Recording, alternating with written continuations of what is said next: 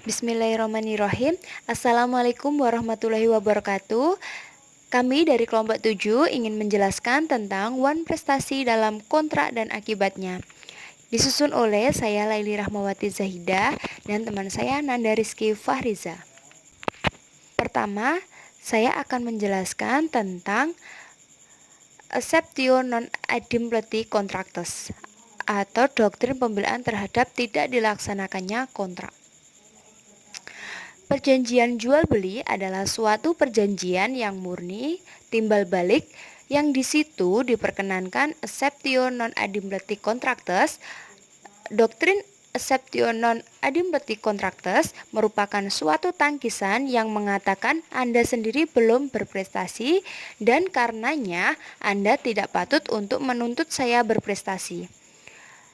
Aksepsi ini dikemukakan untuk melawan tuntutan kreditor akan memenuhi perikatan.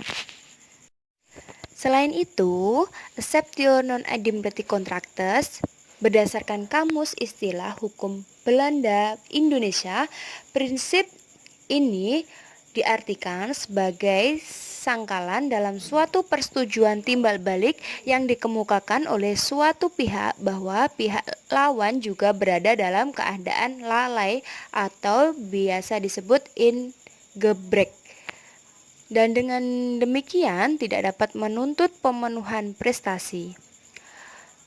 Selain itu, pengertian prinsip acceptio non adimpleti contractus dipahami sebagai suatu bentuk tangkisan dengan jalan mengungkap keadaan nyata yang mana sesungguhnya kreditor yang menggugat sebenarnya tidak berhak mengajukan tuntutan untuk memaksa debitur memenuhi prestasinya, karena kreditor telah wan prestasi terlebih dahulu.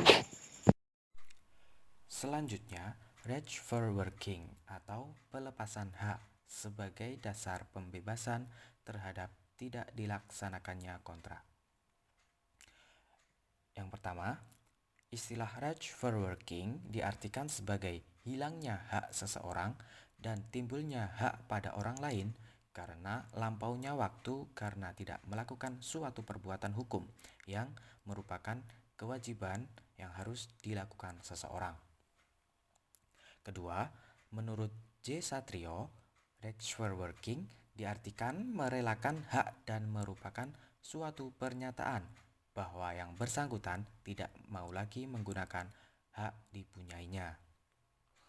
Dan yang ketiga, di dalam hukum adat dikenal adanya lembaga kehilangan hak untuk menuntut atau right for working, yaitu apabila seseorang mempunyai tanah tetapi selama jangka waktu tertentu membiarkan tanahnya tidak terurus dan tanah itu dipergunakan oleh orang lain dengan itikat baik, dia tidak dapat menuntut lagi pengembalian tanah dari orang yang menguasainya tersebut, yang mana tanah merupakan milik bersama masyarakat adat dan harus dipergunakan untuk kepentingan masyarakat atau anggotanya dan tidak boleh sekedar dimiliki, akan tetapi dipergunakan sesuai dengan peruntukannya. Nah, berikut ini terdapat beberapa contoh putusan hakim yang mengakui adanya lembaga rights for working antara lain sebagai berikut. Yang pertama, putusan Mahkamah Agung tanggal 10 Januari 1957 nomor 210 garing K garing SIP garing 1955 dalam kasus di Kabupaten Pandeglang, Jawa Barat. Gugatan tidak dapat diterima oleh karena para penggugat dengan mendiamkan selama 25 tahun dianggap telah menghilangkan haknya. Yang kedua, putusan Mahkamah Agung tanggal 24 Mei 1958 nomor 329 garing K garing garing SIP garing 1957 dalam kasus di Tapanuli Selatan, yakni pelepasan hak reserve working di Tapanuli Selatan apabila sebidang tanah yang diperoleh secara merimba selama 5 tahun berturut-turut dibiarkan saja oleh yang bersangkutan, maka hak atas tanah itu dianggap telah dilepaskan. Dan contoh yang ketiga yakni Putusan Mahkamah Agung tanggal 7 Maret 1959 nomor 70 K/Sip/1955 dalam kasus di Kota Praja Malang. Hak kadaluarsa dalam perkara perdata tentang tanah ditolak dengan alasan bahwa penggugat telah berulang minta dari tergugat untuk menyerahkan tanah itu kepada penggugat. Selanjutnya, sebab-sebab hapusnya suatu kontrak.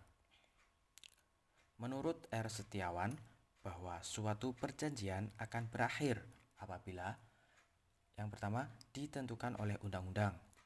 Yang kedua, undang-undang menentukan batas berlakunya perjanjian.